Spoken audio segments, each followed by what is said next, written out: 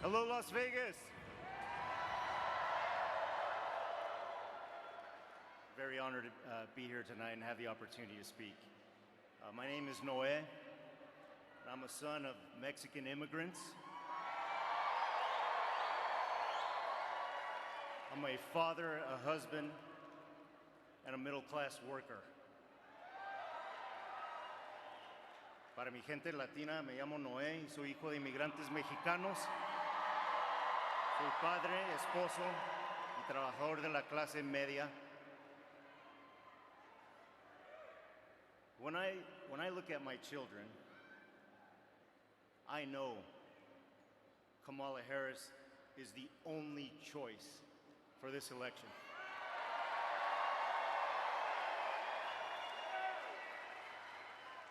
I want my children to live in a country where you don't have to work multiple jobs to put food on the table or pay your rent. Vice President Harris is putting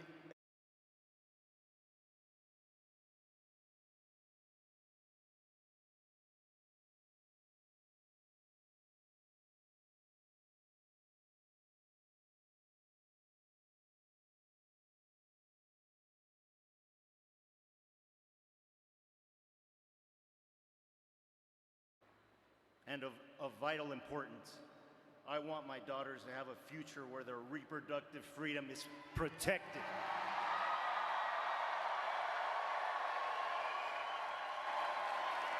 A future where they can always get health care they need and not worry about whether or not they can afford it or whether or not it's legal. Now, this is particularly relevant for my family because one of my daughters suffers from a rare, debilitating genetic disorder known as Rett syndrome. It's a battle that my family and I have been fighting for many years. And the Biden-Harris administration has already helped my family by increasing funding for rare disease research so people like my daughter can have a better quality of life.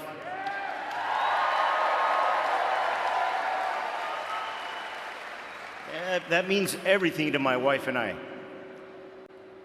I know Vice President Harris will continue to fight to make healthcare more accessible and affordable for everyone.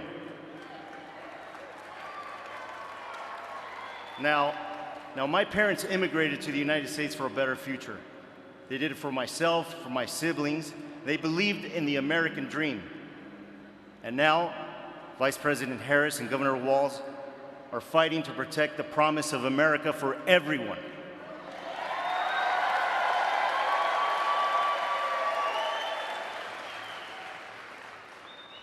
So as the son of immigrants, a father, a husband, and a proud member of the working class, I'm proud to support Vice President Harris and Governor Walz in this election. I'm going to vote for the leaders who have been fighting for people like me and my family all along. Y para la comunidad latina no hay tiempo que perder. Solo quedan 37 días hasta el día de las elecciones y necesitamos ponernos a trabajar. La vicepresidenta Harris ha apoyado a la comunidad latina a lo largo de toda su carrera y ahora estamos listos para apoyarla.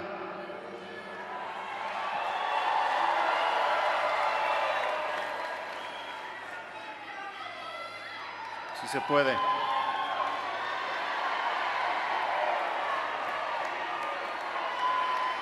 And now, it's my great honor to introduce the next President of the United States, Kamala Harris.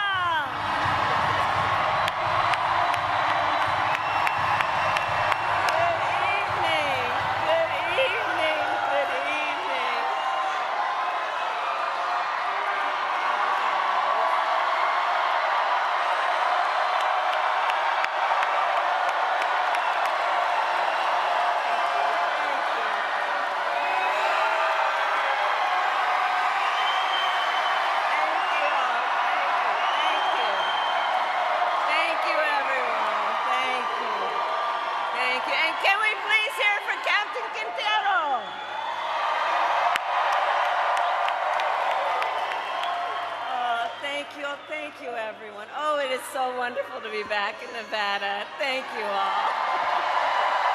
Thank you. And happy Hispanic Heritage Month to everyone. Thank you. Thank you all. It's good to be back. And I want to thank everyone for all that you do. I know we have some extraordinary elected leaders here, and I want to thank them for their incredible work and friendship. It is good to be with all the leaders who are here, including Representative Susie Lee, who is here, Stephen Horsford, Dina Titus, the great General Ford, Senator Catherine Cortez Masto, Senator Jackie Rosen, who we're going to send back to the United States Senate. Thank you, everyone, and all the local leaders here. There are so many leaders here. It is good to be back with you. Thank you, thank you, thank you. And wait a minute, we also tonight have here some of the Vegas Raiders who won their game tonight.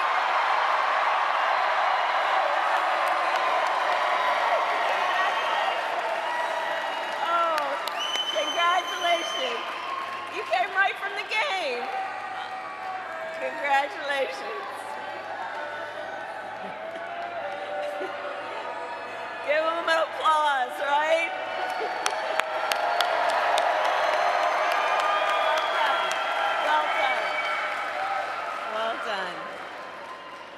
So, in all seriousness, everyone, before I begin, I want to say a few words about Hurricane Helene.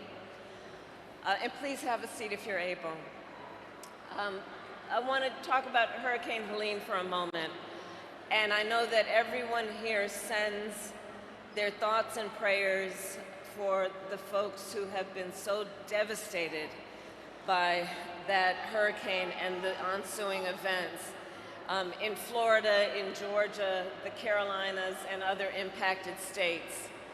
And we know that so many have been impacted, some have died. But I want to thank everyone for doing everything you can to think about them, send them your thoughts, send them your prayers. I want to thank the first responders who have done so much.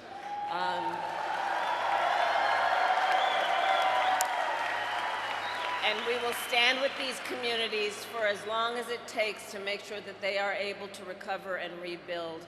Earlier today, I received an operational briefing from FEMA Director Criswell. More than 3,300 federal personnel have been mobilized. We are deploying food, water, and generators and working to restore water and power.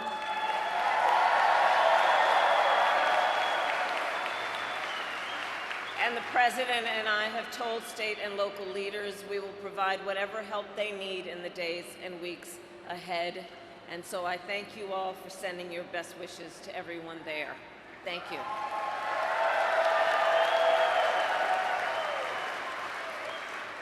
So, Las Vegas, we have 37 days until the election. 37 days.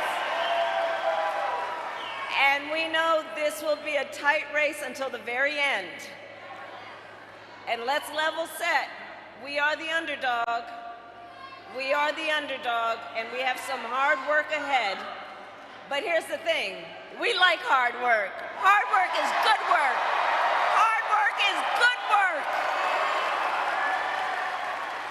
And with your help, we will win in November. Yes, we will. Yes, we will. Yes, we will. We will win. We will win. We will win. And here's why. And here's why. And here's why. Because we here know that this election is about two very different visions for our nation. And the contrast, I think, was quite clear in our debate. Did you all see the debate? You saw the debate. You saw the debate. Yeah. in 2 days, I know we will cheer on Coach Walls when he debates J.D. Vance.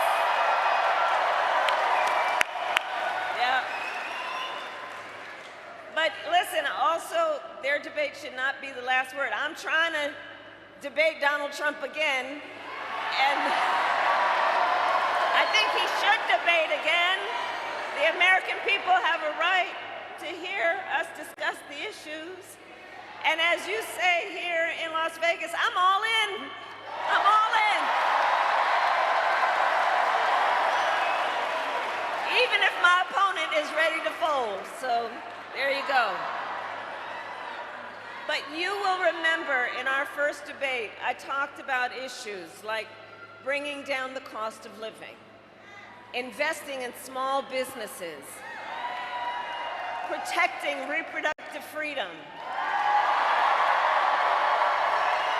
and keeping our nation secure.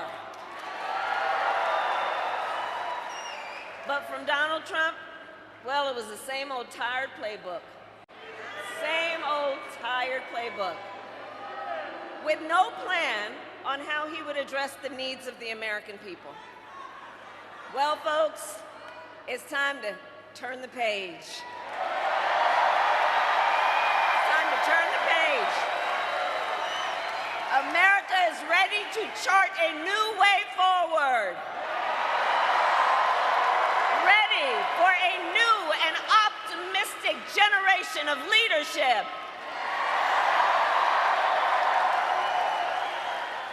Which is why Democrats, Republicans, and independents are supporting our campaign. Because we know we need a president who works for all the American people. Enough of the division, enough of the hate. We are all in this together. And you all know from my entire career, I've only had one client, the people. The people. From being a young courtroom prosecutor in Oakland, I stood up for women and children against predators. As Attorney General of California, I took on the big banks and delivered $20 billion for middle-class families who faced foreclosure. I stood up for veterans and students being scammed by for-profit colleges. For workers who are being cheated out of their wages. And I pledge to you as president, I will fight for all Americans, and together we will build a brighter future for our nation.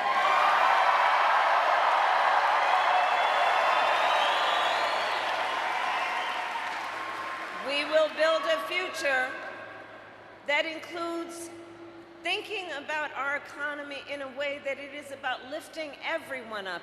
We will build what I call an opportunity economy, so that every American has an opportunity to own a home, to build wealth, to start a business.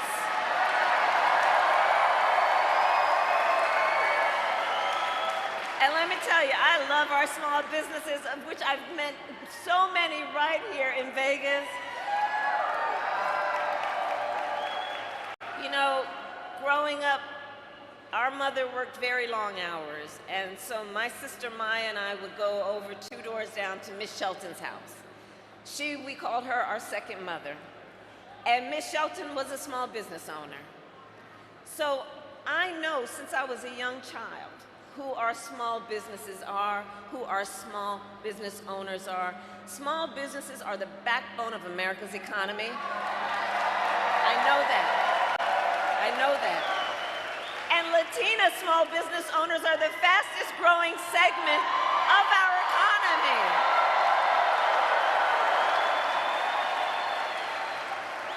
So my plan is about tapping into that ambition, those aspirations, those dreams, those incredible ideas, that strong work ethic that people have. Also understanding not everybody gets handed $4 million on a silver platter.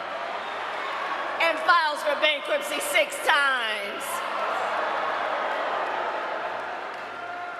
So my plan is about saying we've got to help entrepreneurs, startups out, and I will give a $50,000 tax deduction to help entrepreneurs start their small businesses. Because right now, that tax deduction is $5,000. Can't nobody start a small business in 2024? So we're gonna make it something where it is doable to lift folks up. We also need to build more housing in America.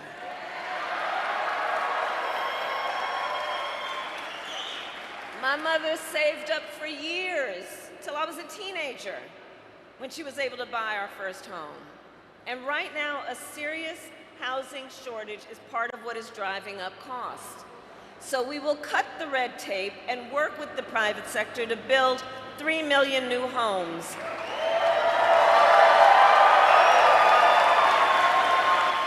And provide first-time home buyers with $25,000 down payment assistance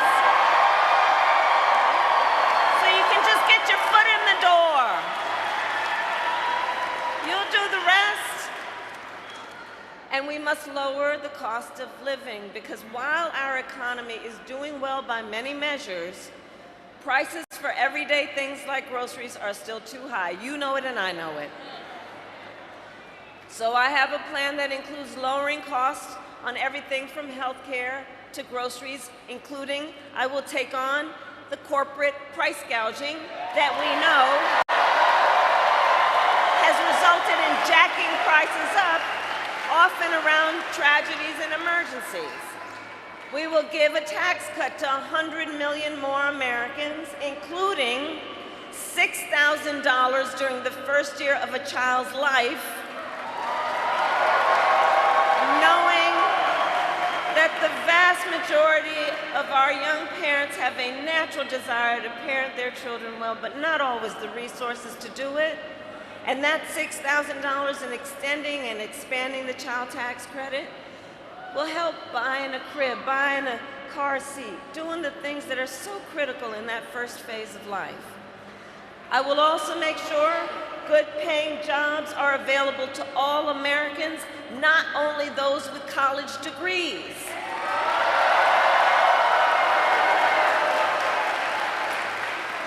Because we need to recognize the value of additional paths, such as apprenticeships and technical programs.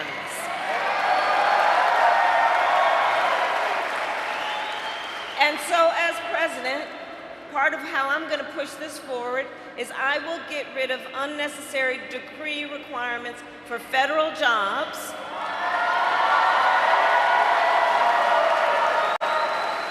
understanding that having a college degree is not the only measure of the skills and experience of a worker.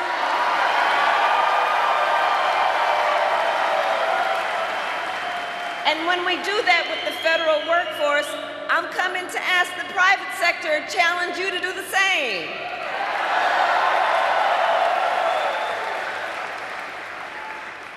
So all of this is to say, I will always put the middle class and working families first. I come from the middle class, and I will never forget where I come from. Never.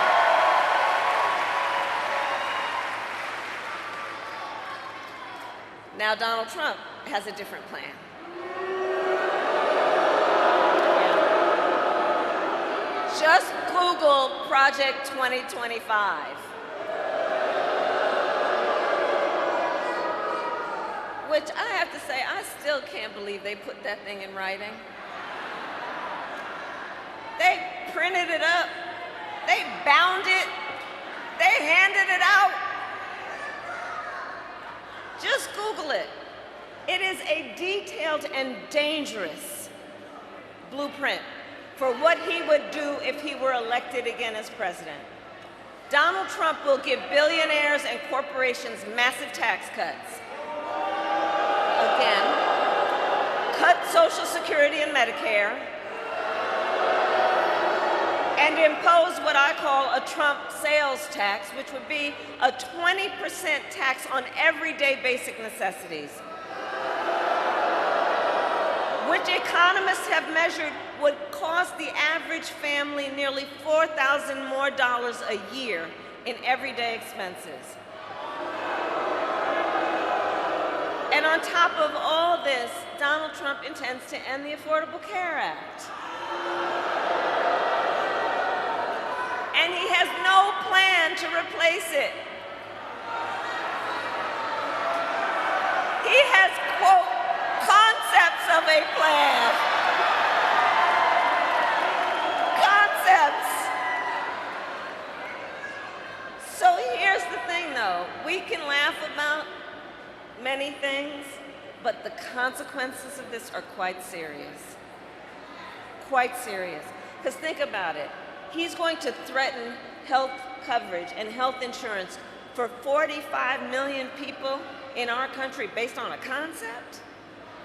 And take us back to when insurance companies could deny people with pre-existing conditions? You remember what that was like? Well, we are not going back.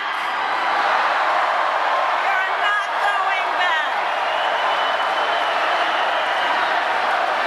We're not going back.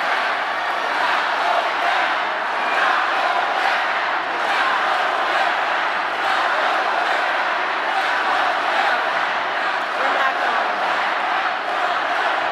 We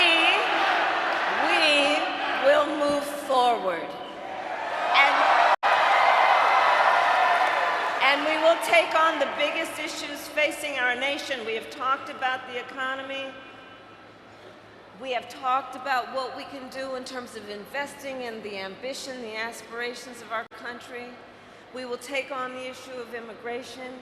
We will take on a number of issues. On the subject of immigration, we must have comprehensive immigration reform with strong border security and an earned pathway to citizenship,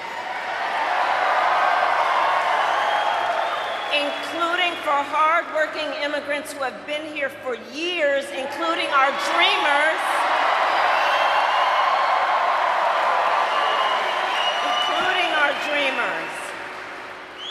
And I was Attorney General of a border state. I prosecuted transnational criminal organizations who traffic in guns, drugs, and human beings.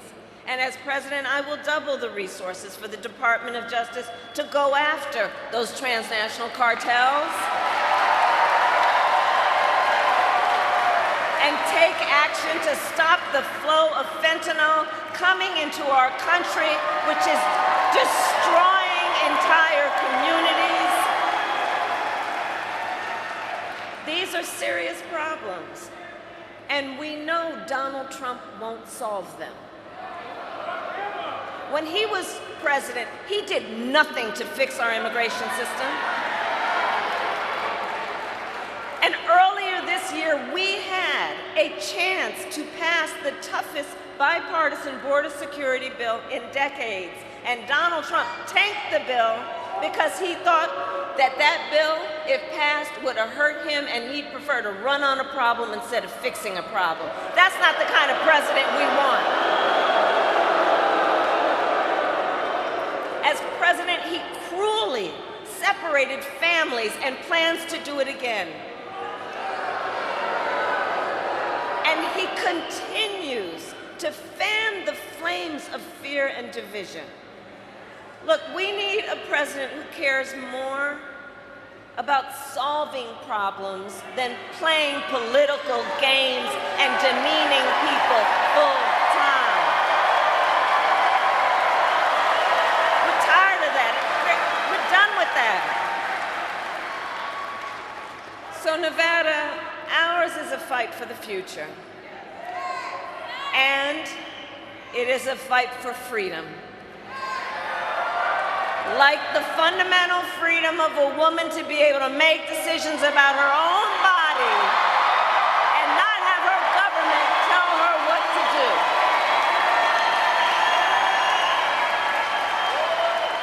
And we remember how we got here. Donald Trump hand-selected 3 members members of the United States Supreme Court, the court of Thurgood and RBG, so that they would do as they did and overturn the protections of Roe v. Wade. And now, 1 in 3 women in America lives in a state with a Trump abortion ban. Many with no exceptions even for rape and incest. It is immoral, immoral. And let us agree, one does not have to abandon their faith or deeply held beliefs to agree the government shouldn't be telling her what to do. If she chooses, she will talk with her priest, her pastor, her rabbi, her imam, but not the government telling her what to do with her body. Come on. And with Jackie Rosen back in the United States Senate, when Congress passes a bill to restore reproductive freedom, as President of the United States, I will proudly sign it into law.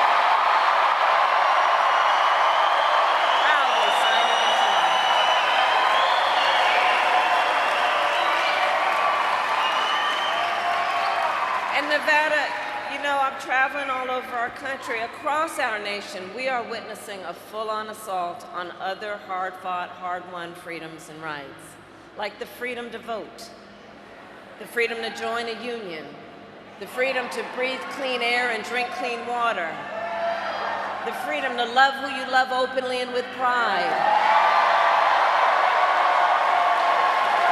and the freedom to be safe from gun violence, which after 1 October, Nevada proved that smart gun safety laws are just common sense.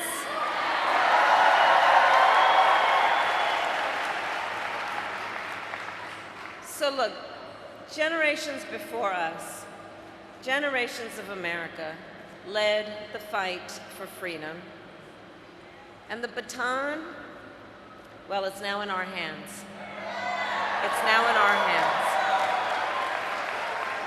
And it all comes down to this. We are here together. You came out on a Sunday evening. We are here together because we know what is at stake, and we are here together because we love our country. We love our country. We love our country.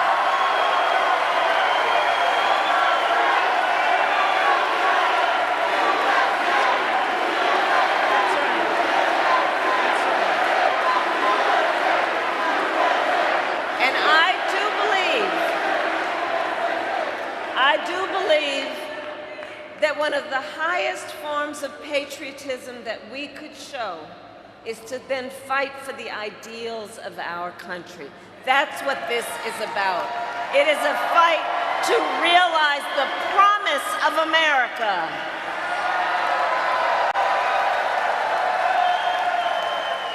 And I know the people of Nevada, you are battle-born. You are battle-born.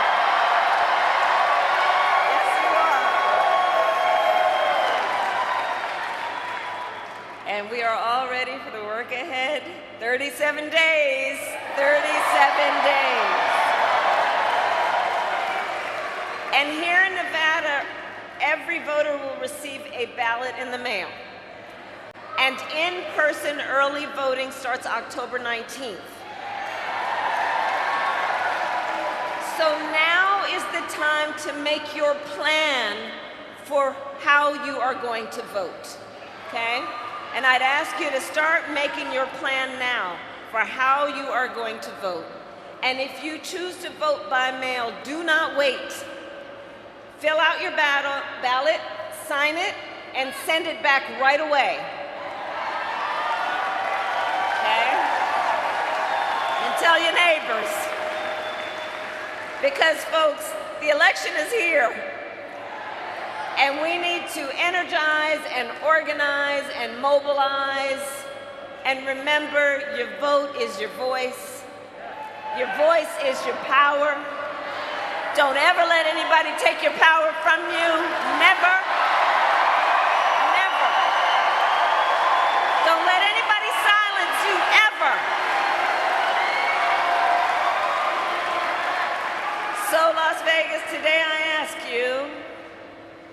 Are you ready to make your voices heard?